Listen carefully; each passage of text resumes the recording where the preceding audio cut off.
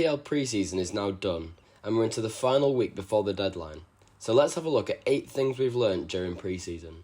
I'll have my final team selection video coming out in the next day or so if you are enjoying these videos, make sure to like and subscribe, as there'll be plenty more coming through the season. Let's get straight into it. So starting off with Chelsea. They've had a very bad pre-season really, with only 1 win against Club America, 2 draws, including 1 against Wrexham, and losing the other 3. I'll put all the results on screen here, but it's very clear that Nkunku and Madueke were the only bright sparks in a worrying Chelsea team that is clearly missing some Cole Palmer magic.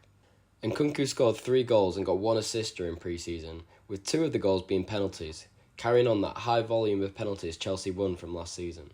Cole Palmer wasn't with the squad for the majority of pre-season because of being with England for the Euros over the summer, so he has only played the final 45 minutes of the final pre-season fixture against Inter Milan. Now that Palmer is back in the squad, I expect him to go straight back onto penalties and take them off Nkunku. That would obviously mean that Nkunku would have only had 1 goal and 1 assist in pre-season, which sounds a lot worse, but he did show a lot of skills, and at 6.5 million he could be a very high-scoring, low-priced midfielder. Madueke, also at the price of 6.5 million though, did score 3 goals and 1 assist during pre-season, and I believe he will stay as first-choice right-winger. I think the decision between these two is a lot closer than people are making out. Saying that, I'm not sure if I'll have either in my team just because I don't think I trust Maresca's style of football. They've got Man City in their first game, obviously. The fixtures improve after that, but I still think it's going to be like a wait and see with Chelsea for me, and get some players in later in the season.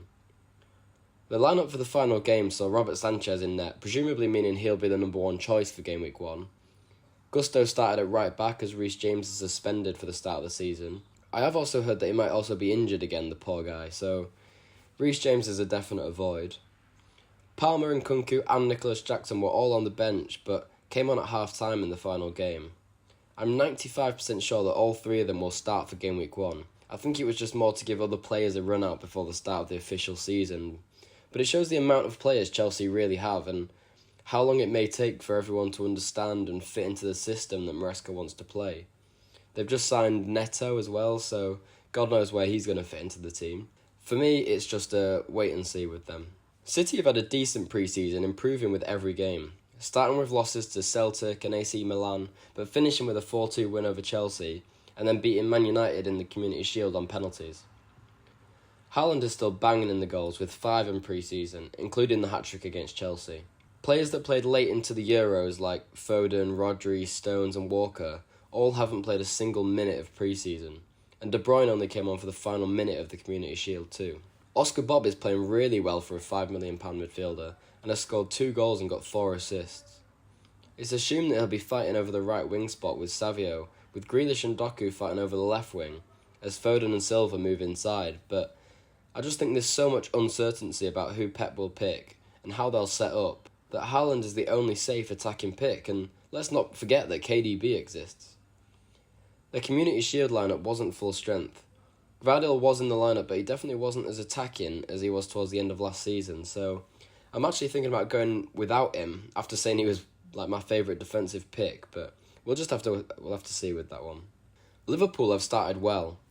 Apart from their first game behind closed doors against Preston, they've won all of their first games, beating Real Betis, Arsenal, Man United and Seville. They played 2 games on their last pre-season fixture day, which was their first choice 11 against Sevilla and second choice against Las Palmas.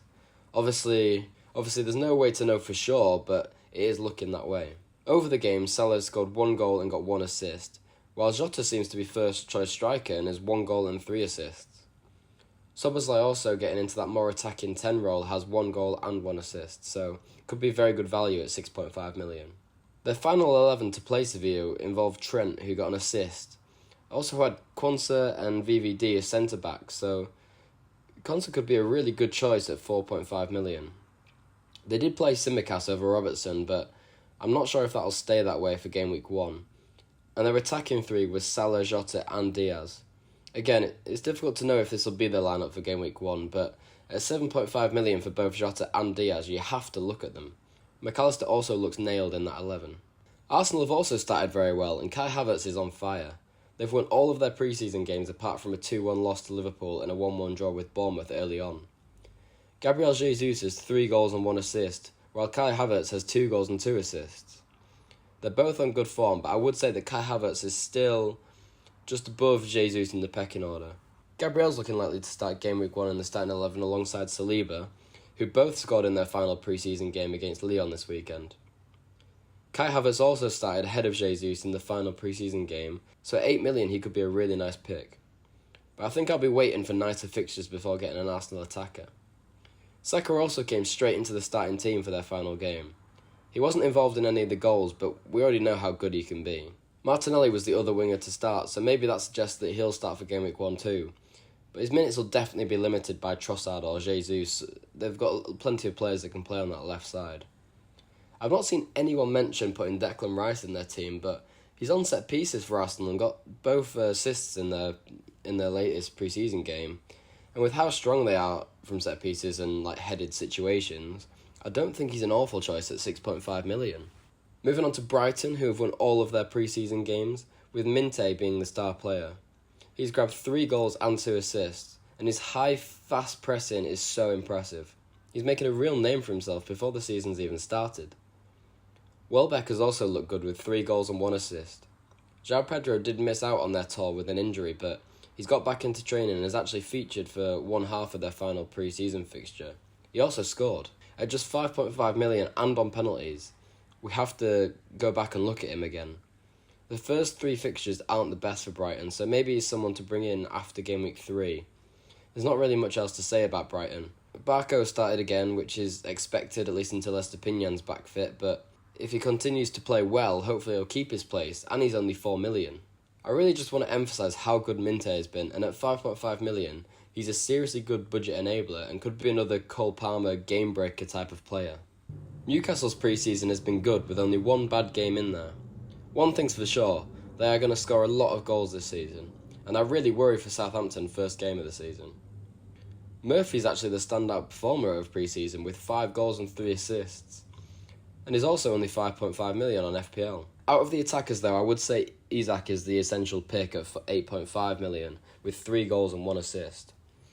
The thing with Murphy is that even though he's had a great pre-season, we don't know that he can necessarily carry that across to the actual Premier League season, and he is competing for his place with the likes of Gordon, Barnes and Almiron as wingers. So at the minute, he seems to be the pick of the bunch for that right wing spot, and I hope he does continue at the rate he's going, because I do actually quite like him as a player. But personally, I think there's more upside to some other players at 5.5 million.